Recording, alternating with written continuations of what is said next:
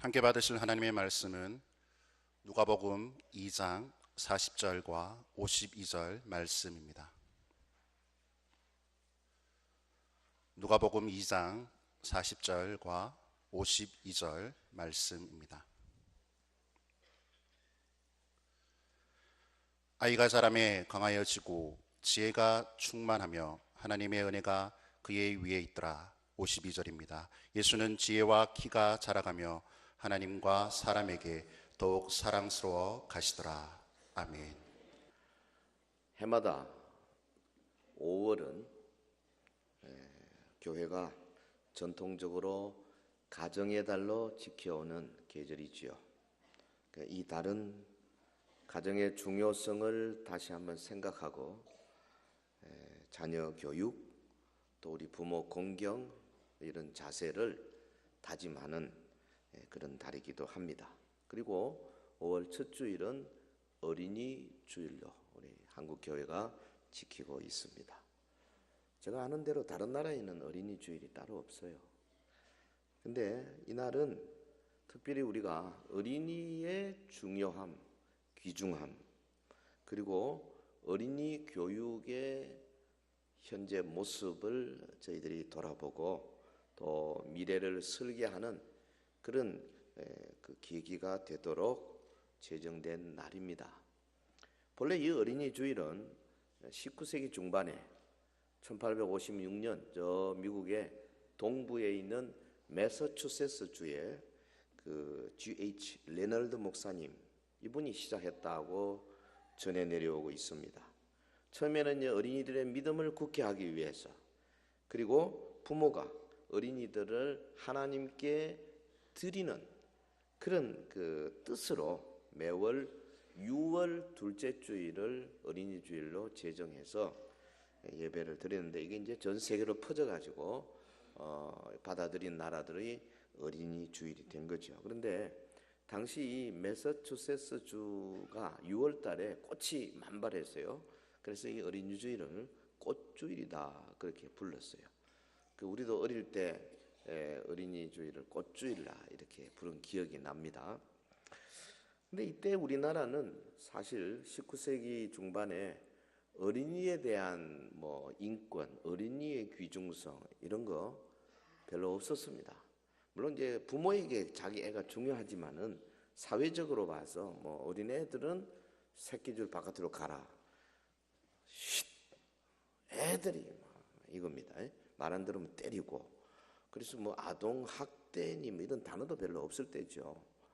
어린이는 그냥 때리면 맞는 거고 쫓아내면 쫓겨나는 거고. 요즘은 그랬다가 큰일 나죠. 이 학교에서도 선생님들 어린애 때리는 거 예사였습니다. 저희도 많이 맞고 자랐습니다. 특별히 출석부가 이게 다 베니아판으로 돼가지고 이렇게 그냥 때리면 또 괜찮겠는데 이놈을 그냥 얼마나 많이 얻어맞니 여기 막 그냥 그렇게 자랐어요. 요즘은 그런 선생님이 없죠. 근데 이제 한국에 기독교회가 여기저기 세워졌지 않습니까? 교회에서 가르치는 게 이제 예수님의 말씀, 예수님 말씀 가운데 어린이를 귀하게 여겨라. 천국은 이런 자의 것이니라. 어린이를 안고 축복하고 이런 것들이 이제 목사님의 설교를 통해서 자꾸 퍼져나가기 시작한 거죠. 그래서 한국교회 전체에 어린이의 귀중성에 대한 이 밑바닥 공감대가 자연히 올라오게 되지 않았겠습니까? 그래서 또 6월 둘째 주일 어린이 주일 지킨다는 소리를 듣고 그래서 우리가 받아들인 거죠. 그래서 원래 우리 한국 교회가 처음에는 6월 둘째 주일을 어린이 주일 지켰어요. 그러다가 6.25 사변 이후에 1956년도에 들어와서 비로소 5월 첫째 주일을 지키기로 한 이유가 뭐냐 하면, 그 당시 우리 방정환 선생님께서 어린이 인권에 대해 굉장히 관심을 많이 가지시고 로비를 잘 하셨죠. 해서 5월 5일을 어린이날로 정하는 데 성공했지 않습니까? 그러니까 사회에서는 5월 5일에 어린이날인데 교회에서는 6월 둘째 주일, 이게 안 맞잖아요. 그래서 기왕이면 어린이날과 제일 가까운 주일 이래가지고 5월 첫 주일이 이제 정해지게 된 겁니다. 그러니까 한국 교회가요, 이처럼 이 우매한 그 세상의 여러 문명이나 문화 가치관을 끌고 가고 선도하는 그런 역할을 과거에는 참 많이 했어요. 우리 한국 교회가 사실 숫자가 적을 때, 오히려 5%도 안 됐을 때에 우리나라를 끌고 가는 견인차 역할을 굉장히 많이 했어요. 그 단적인 예가 1907년에 강한 부흥운동이 있었고 1919년 3.1 운동 때 사실 33인 가운데 기독교인이 대다수를 차지했지 않습니까? 그리고 일제 36년 역사 가운데서 보면은 중요한 사건 때마다 크리스찬들이 사회 지도층 인사가 되어가지고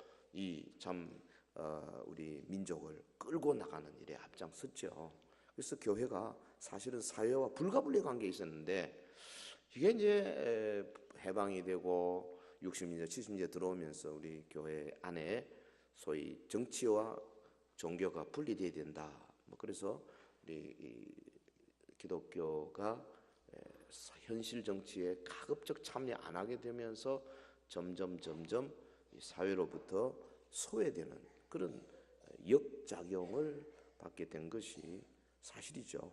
그래서 요즘 좀 그걸 깨닫고 나서 우리 보수주의, 개혁주의 또 성경의 영감을 믿는 우리 참 복음주의에서 이래서는 안 되겠다.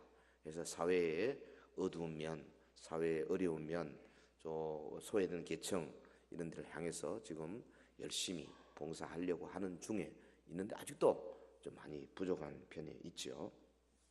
어찌됐든 이 시대에 어린이와 청소년이 감당하고 있는 이 환경, 유해 환경을 살펴보면 정말로 우리가 이대로 둬서는 안 되겠다 하는 것을 좀 느끼지 않을 수가 없습니다. 우리 아이들이 가지고 있는 깨끗한 그 심성을 파먹고 있는 이 무서운 세균들이 문화라고 하는 미명하에서 막 지금 무차별적으로 우리 아이들을 향해서 공격하고 있는 것이 사실이죠.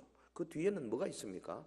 어른들의 소위 이기심, 자기만 생각하고 돈 벌려고 하고 어른들이 가지고 있는 아주 잘못된 그 가치관 이런 것들이 우리 죄 없는 아이들을 어려움으로 지금 몰아가고 있는 것이 사실입니다. 자녀 교육의 중요성이 어느 때보다 강조되는 때인데 어떻게 해야 되는가? 부모가 어떤 기준을 가지고 아이들 앞에서 모범을 보이고 아이들을 키워야 할 것인가? 성경은 뭐라고 말하고 있는가? 물론 잠언서나 전도서나 많습니다만은 오늘 저는 읽어주신 이 본문 누가복음 2장 40절과 52절에서 우리 예수님의 어린 시절의 모습 단편을 발견합니다. 거기에서 예수님이 완벽하게 완전하게 그 성장하시는 그 모습을 통해서 우리도 우리 아이들을 그렇게 키워야 되겠다. 아니 먼저 내 자신이 거기에서부터 도전을 받고 모범을 보이는 자가 되어야 되겠다. 이 양면에서 생각하겠습니다. 사실 어린이 부모 이를 보면요, 다음 주 어버이 주일인데 항상 양면성이 있어요. 예를 들면 여러분 대다수가 지금 부모면서 자녀예요.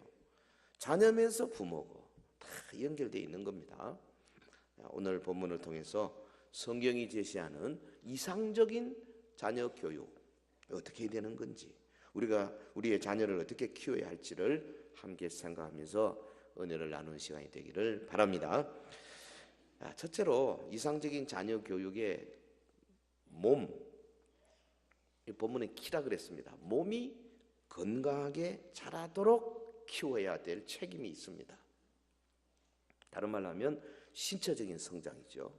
본문 40절에 아기가 자라며 강하여지고, 예수님이 처음 태어나서부터 아기로 태어났잖아요. 자라면서 점점 강하여지더라.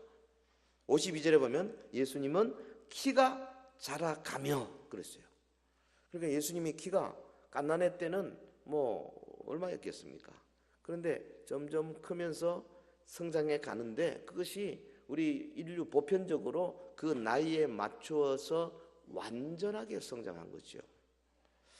예수님의 신체가 나이에 맞게 완전하게 그리고 건강하게 자라갔다 하는 증명입니다. 본문은 물론 유년기의 그 성장 모습을 누가 어떻게 알았을까? 아마 추측컨대 예수님의 어머니 마리아가 증언을 했겠죠. 예수님이 이렇게 자라갔다.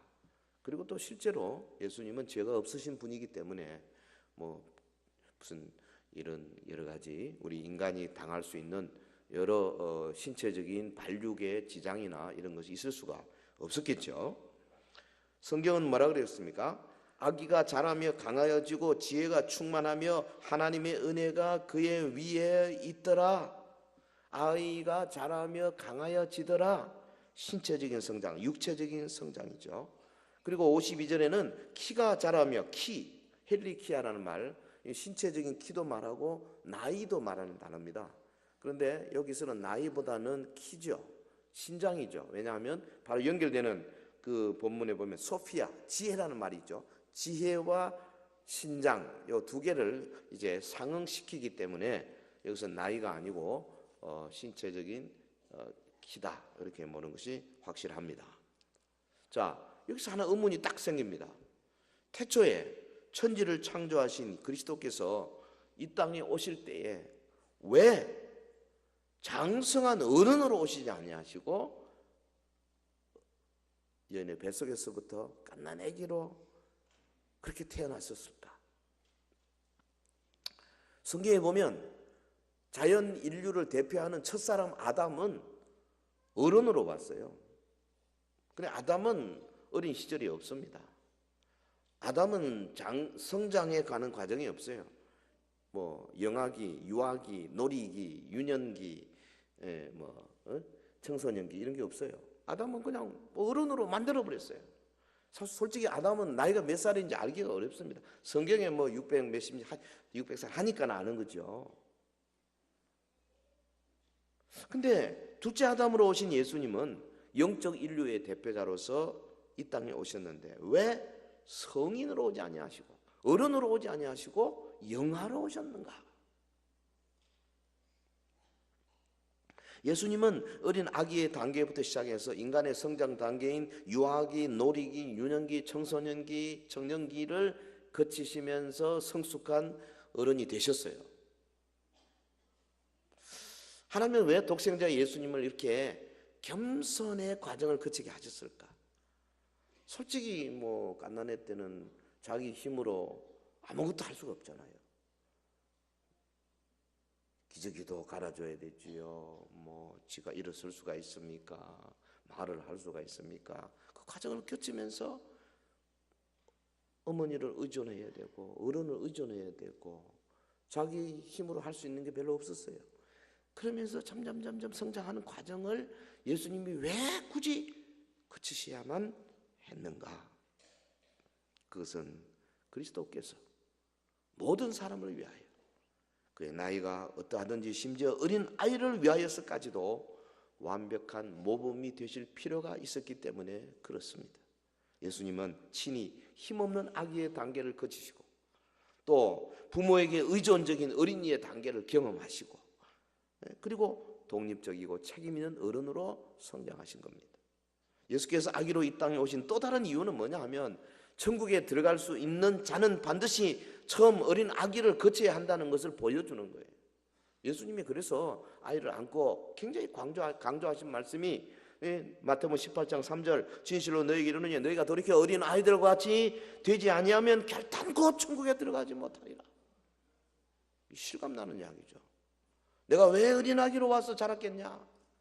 어린 아기 가정을 반드시 거쳐야 한다. 너희가 어린 아기로서 부모에게 온전히 의지하듯이 우리를 만드신 하나님 아버지께 온전히 의지하지 않고는 절대 천국에 들어갈 수 없다. 할렐루야. 여러분, 내가 똑똑하다, 하나님 없이도 내가 할 수 있습니다, 내가 겸손하게 내가 다른 사람 잘 도와주고 정직하게 도덕적으로 살 수 있습니다 하는 사람은 한 사람도 천국에 갈 수가 없어요.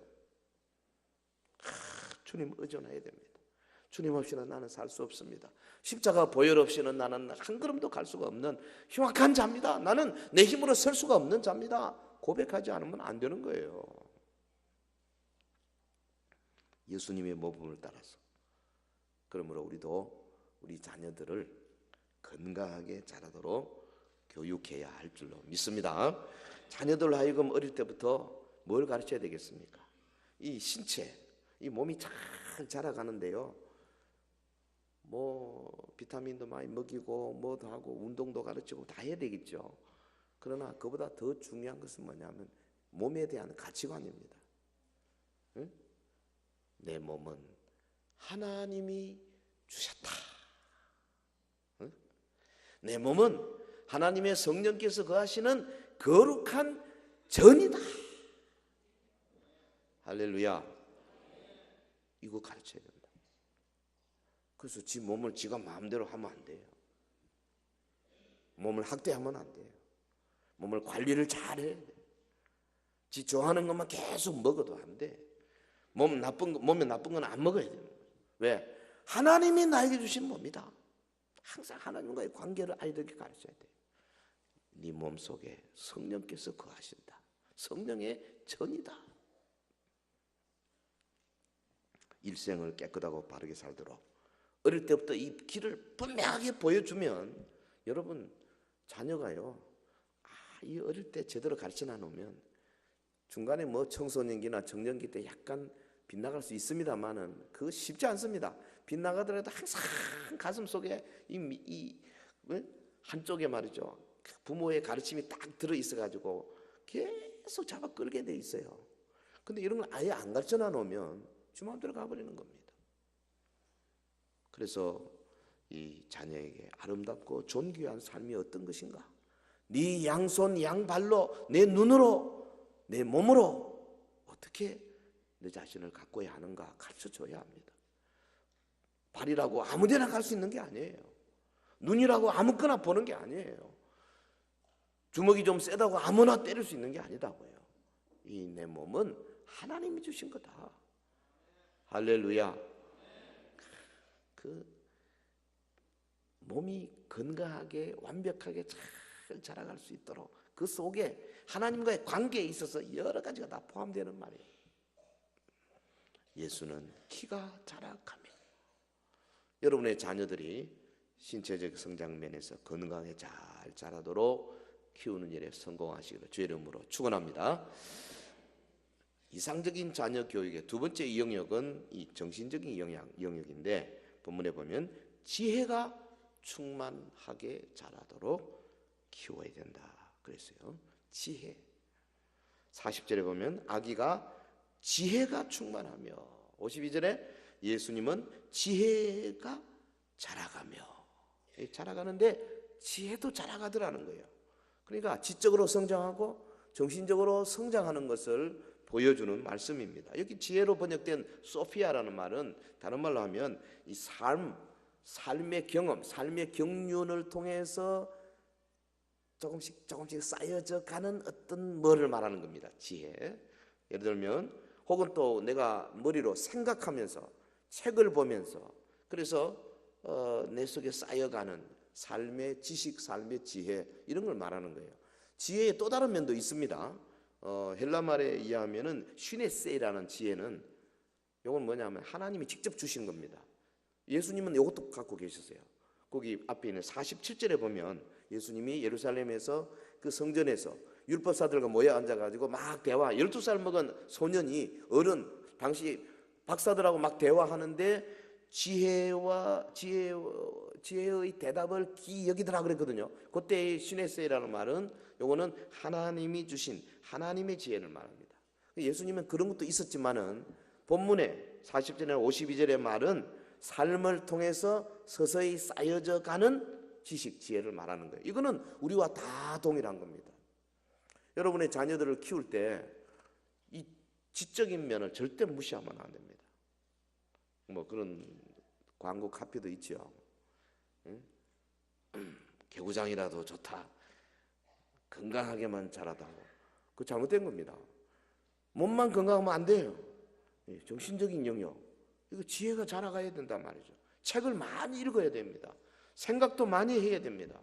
그리고 어른들의 말을 잘 들어가지고 그것을 자기의 지식으로 쌓아가야 된다고 말이죠. 할렐루야. 요 아이들처럼 이렇게 말도 안 듣고 이렇게 있으면 안 된다고 말이에요. 이거 쳐다봐요. 목사님 쳐다봐. 그렇지? 예쁘게 생겼다. 말씀을 들을 때 내 속에 지혜가 막 생겨나는 겁니다. 아멘. 윤현부 아멘. 그렇지. 이거 다 녹음돼요. 지금 전국으로 나가. 여기 보십시오. 52절에서 예수님은 지혜가 자라갔다 그랬어요. 이 말은 예수님이 갓난애부터 우주 만물을 다 알고 이래가지고 어른들보다 이거 아닙니다. 예수님 갓난애는 갓난애였어요. 만약에 엄마 젖을 쪽쪽 빨아먹으면서 말도 제대로 못하는 아기가 우주 만물 철학을 놀아버리면은 그 기괴해서 어떻게 됐겠습니까? 자라간 거예요. 하나님은 이상하게 막 특별한 거 원하지도 않습니다. 영재 교육 그거 좀 생각 좀 많이 해봐야 돼요. 하긴 뭐 별로 영재도 아닌 거를 영재 교육 하니까 문제지만은 어찌됐든 자기 나이에 걸맞게 자라가는 게 중요한 거예요. 우리 아이들 잘 들어요. 9살이면 9살 나이에 걸맞게 정신적으로도 자라가야 된단 말이죠. 요즘은 젊어가지고 아이들이 막 덩치는 큰데요. 갓난애 같아 말하는 거 보면.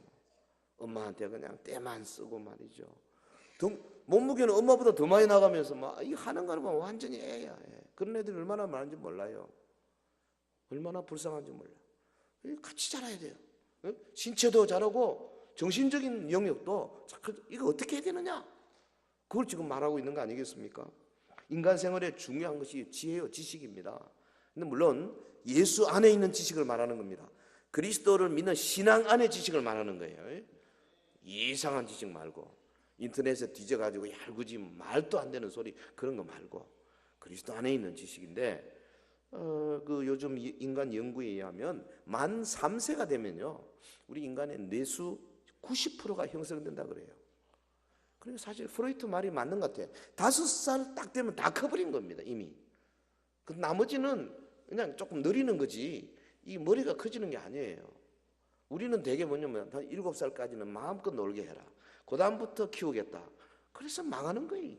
지금 이게 미국 교육이요. 그 존 듀이에 의한 교육 법칙이 우리나라 들어와가지고 망해버린 거죠 완전히. 유태인 교육으로 돌아가야 돼요. 유태인 교육은 2살, 3살부터요 교육입니다. 유태인들은 그림 안 그립니다. 그림 망고 필요 없다 이거예요. 어떻게? 말씀을 계속 듣게. 5살, 6살이면 신명기를 다 외웁니다. 듀로나미 신명기. 그래서 이 7살짜리 셋만 딱 있으면 성경을 다 외운다 그러잖아요. 구약을. 참 부러워요. 여러분요 7살 때에 전 세계 아이들 7살짜리의 이 의휘 실력을 조사해 보니까 뭐 한국도 예외가 아닙니다. 미국, 유럽 뭐 다 보태서 유태인들이 한 30% 정도 의외력이 많습니다. 왜? 어디서도 그렇게 돼요. 태어날 때 IQ는 그 걔들이 그렇게 많은 게 아니에요. IQ는 뭐 우리나라가 홍콩 다음에 2위예요 전 세계. 이제 앞으로 우리나라 시대가 옵니다. 욕단의 시대, 욕단의 후손들의 시대가 오긴 오는데 현재까지는 그래요. 왜 그러냐? 이 사람들은 어릴 때부터 아이들에게 말씀을 계속 들려주는 거예요. 지금은 이 토라, 하나님의 말씀, 창세기, 출애굽, 레위기, 민수기 계속 들려줍니다. 탈무드를 들려줘요. 알아듣든 못 알아듣든. 그런데 우리나라 지금 유치부, 뭐 유년부, 어린 아이들 교육 방법을 가만 보면 애 때는 그런 거 안 가르치고 맨 그림이나 그리고 맨 속고 뛰고 요거만 하고 있는 거예요. 그 아까운 시간에 다 버리고 있는 거예요. 여러분이 의휘력이 차이가 나기 시작하니까요. 그 다음에 창조력이 굉장한 차이가 납니다. 해서 벌써 지금 이미 수십 년 동안 이미 결판 났어요. 다른 말이 필요가 없어요.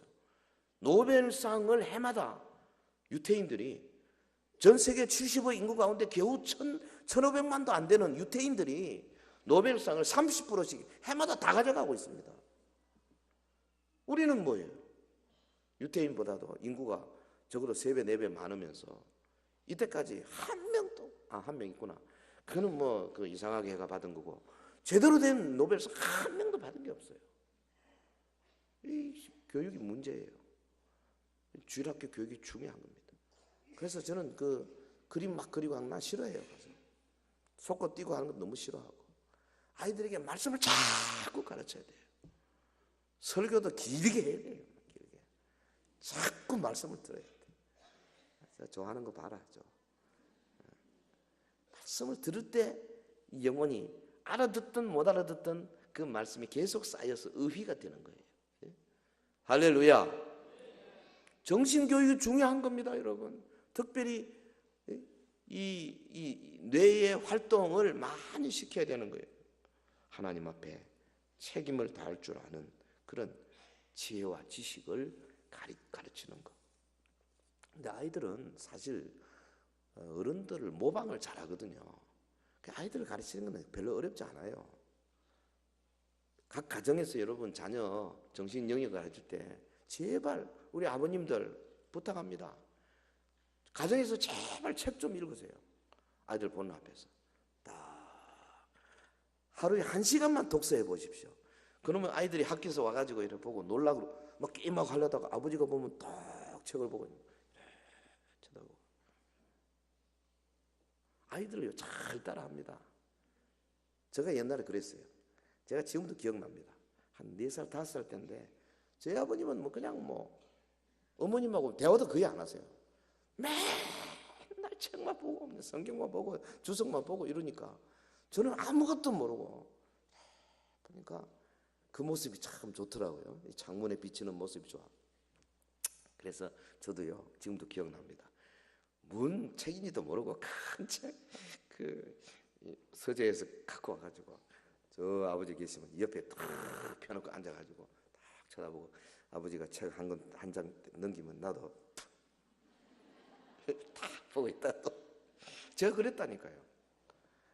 그게 지금도 뭐 2시간, 3시간 엉덩이 붙여 앉아있는 건 아무것도 아닙니다. 어떤 때는 한 10시간씩 꼼짝도 안 하고 있을 때도 있어요. 근데 훈련 안 해놓은 아이들 10분을 못 앉았습니다. 보세요, 지금 정신없잖아요. 훈련을 안 해놓으니까 1시간을 못 듣는 거야, 1시간을. 이 아이들이 어떻게 우리나라를 걸머쥐고 나가겠어요? 정신을 바짝 차려야지. 이 지금 이 어릴 때부터 정신 교육을 많이 시켜야 돼요. 어느 교회 유튜브에서 어린이 주일인데 유튜브에서 특별 순서로 오래간만에 목사님한테 부탁을 했어요. 목사님 대회 마치고 빨리 내려오셔가지고 유튜브에 꼭 축도를 좀 해주십시오. 그래서 이제 목사님 시간 다 하고 쫓아가서 축도 순서까지 갔습니다. 그 이제 아이들 앞에 딱 나타났습니다. 아이들이 다 쳐다보고 있습니다. 목사님이 두 손을 탁 들고 자 지금부터 축복 기도를 하겠습니다. 그러고 이제 눈을 감으세요. 그리고 기도를 한참 합니다. 이제 창세전부터 우리를 구속하신 성부 하나님의 계획에 따라 어린이를 구원하시기 위해서 십자가를 지신 예수 그리스도의 은혜와 이러는데 이 선생님 옆에 앉아있는 애가 선생님 옆구리를 콕 찌르는 거예요. 그럼 이제 선생님이 실눈을 뜨고 살만 쳐다보니 그랬더니 막 애가 선생님한테 저거 보라고 이래 그 선생님 눈을 뜨고 보니까 유튜브 애들 한 3, 40명 애들이 전부 다 손을 들고 있는 거예요. 그리고 선생님 보고 선생님 손 들고 축도하라 이거죠. 아이들이 그래요. 간단해요. 제발 우리 교사 여러분들 기도 시간에 눈 뜨고 애들한테 기도하라고 하지 마요. 내버려도 그냥 선생님이 기도하셔야 돼. 자기는 기도 안 하고 말이지 니는 기도 안 하냐 그러니까 아이들이 안 따라하는 거예요. 모범을 보여야 돼. 할렐루야. 어머니 여러분들 집에서 좀 기도해요. 기도. 1시나 되어서 중간에 소비님 말해서 눈을 뜨고 화장실 갔다 오시거든. 그때 바로 다시 또 이불 밑에 들어가지 마시고 응접실 같은 데 탁 나가서 무릎 꿇고 한번 기도 한번 해보세요. 아이들을 위해서, 자고 있는 아이들을 위해서. 주님, 우리 아무개 축축 이름 불러가면서 기도하는 모습을 평소에 그렇게 하시는 분은요, 또 아이들 또 꼭 2시쯤 돼 눈 뜨고 화장실 가잖아. 그러면 탁 가다가 만약에 어머니가요 끔끔한 데서 무릎을 꿇고 기도하는 모습을 어린 애들이 한 번만 봤다고 한번 해보세요. 평생 잊어버리지 않습니다. 그리고는 곁눈길로 좀 가려고 할 때도 나를 위해서 우리 엄마가 기도해주고 계시지, 그게 떠오르는 거예요.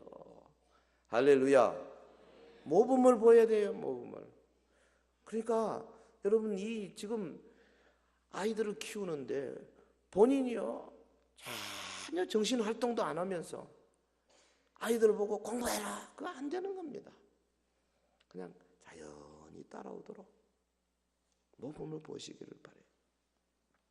특별히 꼬마 때 지식 교육은 언어 교육이 중요합니다.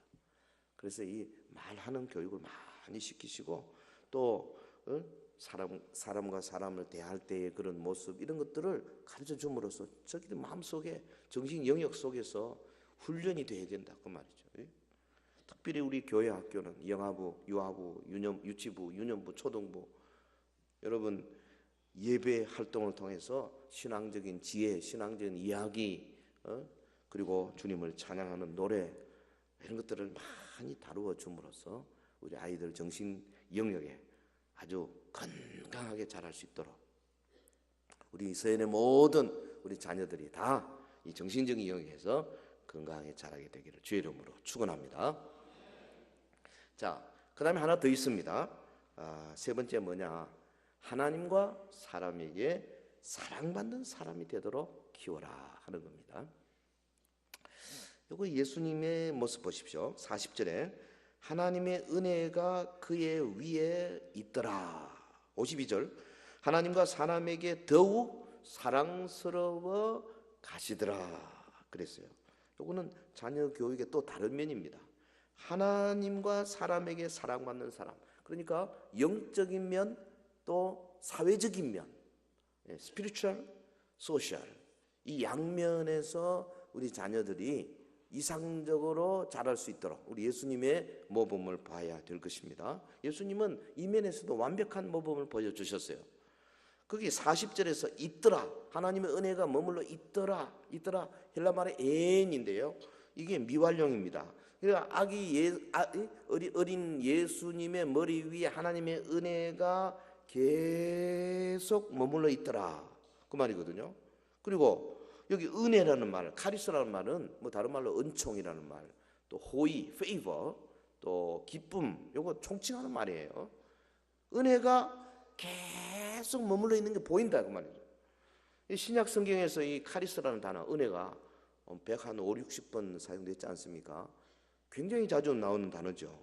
대부분은 뭐냐면 죄인을 돌아보시고 그 죄인에게 분에 넘치는 긍휼과 자비를 베푸시는 하나님의 사랑, 하나님의 호의를 가리키는 단어가 바로 이 카리스인데, 근데 예수님은 죄가 없으시잖아요. 그러니까 예수님의 경우는 뭐 그런 게 아니죠. 뭡니까? 순수한 하나님의 기쁨과 즐거움이죠. 그러니까 예수님을 어린 예수님을 쳐다보면 막 하나님의 사랑과 기쁨이 거기에 충만한 게 보일 정도더라, 그 말이죠. 그리고 52절 하반절에 사랑스러워 가시더라, 이 말은 사실은 원어에 보면은 명사입니다. 역경 명사예요. 하나님과 사랑 앞에 은총, 이런 단어입니다. 그런데 그것이 어디에 걸리냐면 자라간다, 여기에 걸려 있어요. 자라, 본동사에. 그러니까 이 말은 예수님이 지혜가 자라고 키가 자라고 하는 건 물론이고 하나님과 사람 앞에서 은총도 계속적으로 자라가고 있었더라. 이게 무슨 말인가? 어린 시절의 예수님은 영적인 성장, 사회적인 성장을 지속적으로 해오셨다, 그 말이죠. 우리 어릴 때요, 아이들 특별히 이 사회적인 성장이라는 다른 말로 하면 인간관계를 말하죠. 친구들과의 관계, 어른들과의 관계에서 얘가 작년에도 그런데 금년에는 더 좋아지네. 어른들을 더 잘 섬기고 친구들을 더 잘 사귀고 이렇게 되는 거예요. 나이가 들면 들수록 주변의 사람들에게 더 칭송을 받고 더 착한 일을 많이 하고 도리를 더 잘 배우고 이거죠. 그 다음에 하나님에게 사랑스러워 간다는 말은 뭡니까? 그 나이에 맞춰서 지금 여기 몇 살이고 몇 살이에요? 10살? 그렇게 많아? 이 아이들이 6살, 7살, 8살 자기 나이보다도 자기 나이에 맞춰서 지금 자라가면서 하나님에 대한 기도, 찬양, 사랑, 하나님에 대한 봉사, 헌신, 전도, 교제, 하나님 나라에 대한 소망 이런 것들이 자꾸 나이에 맞춰서 자라가더라 그 말이에요. 할렐루야. 그러니까요, 유년부와 초등부가 예배가 달라야 됩니다. 성격도 달라야 되고 이 수준이 달라져야 돼. 초등부 아이들은 유년부보다 월등 찬송이나 뭐 간정이나 전도나 이런 면에서 월등해야 됩니다. 자라가야 된다고 말이죠. 중등부 고등 말로도 할 것 없고 청년부는 훨씬 더 해야 되죠. 자라가야 된다고 말이죠. 여러분 51절에 보면 예수님이 함께 내려가서 나사렛에 이르러 순종하여 받드시더라 그랬잖아요. 예수님이 고향에 내려가셔가지고 그 아버지 요셉과 어머니 마리아를 순종하여 받드시더라. 뭐 말이겠습니까? 부모에 대한 자식의 도리를 잘했다는 거죠. 우리 아이들을 그렇게 키워야 돼요. 요즘 아이들은 이게 뭐 예전하고 다를 수밖에 없긴 해요. 왜냐하면 예전에 뭐 저희 집만 해도 8남매인데 그 다음에 뭐 3남 2녀 5명 그러다가 2남 2녀 4명 하다가 그 다음 많다 2남 1녀 내려오다가 그 다음 1남 1녀 하다가 뭐 아들 딸 구별 말고 하나만 낳아 잘 키우자 하다가 뭐 한 집 건너 하나만 하자 뭐 이러다가 요즘은 아이가 너무 적어서 안 되겠다 다시 또 1남 1녀로 간다 지금 그러고 있는데요. 아이가 숫자가 적으니까 뭐 그냥 왕 받듯이 막 떠받들다 보니까 이놈들이 어른 알기를 우습게 하는 거예요. 우리 아이들은 안 그런 것 같아 보니까 목사님 지나가면 인사도 잘하고 괜찮아. 그 어떤 데 가보면 물뚱물뚱 쳐다봐. 그래서 이리 와. 왜요? 어른이 오라면 오라는 거예요. 이게 뭐 엉망이에요 지금. 그 가정에서도 가보면 자기 엄마 아빠한테 존칭어 쓰는 애가 거의 없습니다. 그래가지고 나이가 상당히 들어도 반말 팍팍 씁니다. 엄마 네가 안 그랬나? 엄마가 어떻게 네가 됩니까? 지금 그 모양이죠. 지금 언어부터 문제예요. 부모에 대한 도리를 잘하도록 아이를 키울 책임이 부모에게 있는 겁니다. 할렐루야. 아이고 뭐 나는 다 이미 키워버렸는데 어떡하나. 손자 손녀 키워야지. 그리고 주변에 있는 아이들 위해서 기도해 줘야 되고 그 다음에 자기 자신도 생각해야 됩니다. 나도 나보다 선배들한테 어른들한테 어떻게 하고 있는가 살펴봐야 돼요. 이 인성을 지니신 예수님이 그 육체적인 생활 배경에 대해서 12살 때 요거 한번 잠깐 나오고는 성경에 없죠.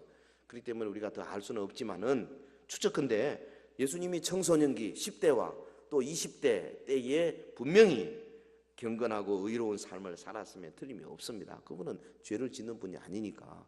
그리고 나이 30이 되어서 공적인 생애를 들어오기까지 아마 요셉은 일찍 세상을 떠났을 것이고 그러면 소년 가장으로서 그 어머니를 모시고 아이 동생들을 데리고 참 그 가난한 가정에서 목수 일을 하면서 부지런히 일하는 분이셨을 겁니다. 그런데 이분이 그 하나님에 대한 도리를 잘한 뿐 아니라 사람에 대한 도리도 잘 하셨단 말이죠. 그래서 여기 오늘 본문이 우리에게 보여주는 게 바로 이겁니다. 하나님과 사람에게 사랑스러워 가시더라. 이게 아주 굉장히 중요한 교훈이에요. 우리 가운데 보면 믿음은 꽤 좋은 것 같은데 뭐 기도도 열심히 하고 뭐 교회 생활도 열심히 하는 것 같고 뭐 직분도 받고 뭐 봉사도 열심히 하는 것 같은데 사회에 나가서 회사에 나가서나 학교에 가서나 뭐 사업에 가서나 상대방들과 이렇게 연결되는 사람들의 말 들어보면 별로 평이 안 좋은 분들이 많거든요. 솔직히 그래가지고 뭐 그런 말도 있잖아요. 사업할 때는 절대 교회 뭐 직분자들하고 사업하지 마라. 이게 지금 뭡니까? 하나님에 대한 것을 잘하는 것 같은데 사람에 대한 도리가 제대로 안 돼 있어서 그런 거예요. 근데 따지고 보면 사람에게 대한 도리가 제대로 안 돼 있는 사람은 솔직히 하나님에 대한 도리도 잘 못하는 겁니다. 그냥 겉으로 잘하는 것처럼 보일 뿐이죠. 하나님은 그걸 원하지 않습니다. 교회에 충성한다는 명목으로 부모에 대한 공경이나 배우자에 대한 의무나 자녀에 대한 양육의 의무를 태만히 하는 사람은 그거는 하나님에게 잘못하는 거예요. 한국교회가 세상 사람들로부터 곱지 않은 시선을 받는 이유 중에 제일 큰 게 나는 이거라고 생각합니다. 성도 여러분, 우리 자녀 교육의 강조점이 여기에 있을 것입니다. 예? 하나님에 대한 도리와 사람에 대한 도리가 분리되지 않는다. 정말로 기도 열심히 하느냐? 그러면 부모에게 대해서, 자녀에 대해서, 친구에 대해서, 이웃에 대해서, 직장 동료에 대해서 최선을 다해 정직하고 깨끗하고 배려 있고 이기적인 그런 행태를 보이지 마라. 하나님의 사랑을 가지고 그들을 품에 안고 네가 희생하는 자세를 보여라. 하나님이 지금 그렇게 말씀하고 있는 겁니다. 생각해 보십시오. 눈에 보이는 부모를 공경하지 아니하고 어찌 눈에 보이지 않는 하나님을 사랑할 수 있겠어요? 눈에 보이는 사람에 대한 의무를 다하지 못하면서 어찌 눈에 보이지 않은 하나님께 대한 의무를 다할 수 있겠습니까? 그건 불가능한 겁니다. 이 면에 있어서 우리 한국교회가 정말 서구교회에 비하면 많이 부족함이 사실이에요. 사도 요한은 말하기를 요한일서 4장 20절에 누구든지 하나님을 사랑하노라 하고 그 형제를 미워하며 이는 거짓말하는 자니 보는 바 그 형제를 사랑하지 아니하는 자는 보지 못하는 바 하나님을 사랑할 수 없느니라. 그렇기 때문에 사실 우리 믿는 사람들이 갑절에 수고를 해야 됩니다. 왜? 아이들 앞에서 모범을 보여야 되거든요. 수고해야 됩니다. 특별히 십자가의 도의 핵심은 하나님 사랑, 이웃 사랑이 같이 가는 거죠. 그러므로 여러분의 자녀를 사회적인 면에서나 영적인 면에서 성장하도록 특별히 덕을 키워주셔야 합니다. 영적으로 자라도록 하고 요셉처럼 야곱의 11번째 아들 요셉 그 어려운 환경 속에서도 여러분 그 애굽에 팔려가서 보디발의 집에서 노예 생활하며 종살이 하면서도 하나님에 대한 충성심 그러니까 그게 근거해가지고 그 보디발의 집에 모든 가정 총무로서 정직하고 깨끗하게 잘하지 않습니까? 그러니까 주인으로부터 인정받잖아요. 심지어는 그 부인이 그렇게 유혹할 때도 하나님에 대한 이 충성심을 절대 내가 어길 수 없다. 그 결과가 어떻게 될지 간에 요셉은 끝까지 믿음을 지키다가 감옥까지 갇혔는데 감옥에 들어갔어도 그럼 또 거기서 그 모든 감옥의 전옥한테도 인정받을 정도로 사람에게 대한 도리를 잘한 겁니다. 그래 이게 하나님께 대한 도리와 사람께 대한 도리가 구별될 수 없어요. 하나님은 이런 요셉을 크게 쓰신 겁니다. 우리 아이들 잘 들으세요. 미국에서 역사상 아마 가장 큰 부자 중에 한 사람이 락펠러죠. 록펠러라 하죠. 락펠러. 그 맨하탄에 가보면 락펠러 센터 어마어마합니다. 거기 그 락펠러 센터에 독창 한번 자기가 리사이트를 하는 게 평생 꿈인 분이 많아요. 여러 번 가봤는데 거기요 아무나 못 들어가요. 근데 이 록펠러가 참 유명한 자선가요 신앙인의 발자취를 남겼는데 어느 날 신문기자가 와서 그러세요. 록펠러 씨, 당신이 세계 제일 가는 부자에 된 비결이 뭡니까? 무엇이 당신으로 하여금 그렇게 큰 부자가 되게 했습니까? 그랬더니 나는 부모로부터 유산을 많이 물려받았습니다. 근데 사실 록펠러가요 부모의 유산 받은 게 거의 없어요. 굉장히 가난한 농부였거든요 부모가. 그런데 그가 받은 유산이 뭐냐 하니까 록펠러가 6살 때 우리 나이 하면 7살이나 8살 되겠죠. 근데 주일날 이제 주일학교 가려는데 그 어머니가 일주일 사용할 용돈 20센트를 주더라는 겁니다. 그러면서 너 20센트 이거 다 네 거 아니다. 그중에 10분의 1은 하나님의 것이니까 너 2센트를 오늘 가서 꼭 헌금해라. 이 6살 때 이 11조 훈련을 이제 록펠러가 받았어요. 그래가지고 그가 죽을 때 나이가 92세인데 92세 때까지 꾸준히 이 어머니의 교육을 그대로 이어받았다. 그래서 그게 자연스럽게 하나님께서 주신 거대한 기업가로 성장하게 되었다. 본인이 이제 그렇게 말했어요. 그리고 다른 사업까지 따라오기 어려운 미래에 대한 통찰력, 이거를 기도하는 가운데 많이 얻었다고 그럽니다. 뭐 특별한 이해가 되겠지만은 어찌됐든 우리 자녀들이 육체적인 성장과 정신적인 성장뿐 아니라 하나님과 사람에게 사랑스러워 갈 수 있도록, 신체적, 정신적, 사회적, 그리고 영적인 이 4가지 영역의 성장에 박차를 가하면서 흔들리지 아니하도록 우리 모두가 다, 여러분 자녀뿐 아니라 우리 주변의 이웃들, 우리 아이들, 우리 후배들, 우리의 차세대들을 위해서 헌신하게 되기를 주의 이름으로 축원합니다.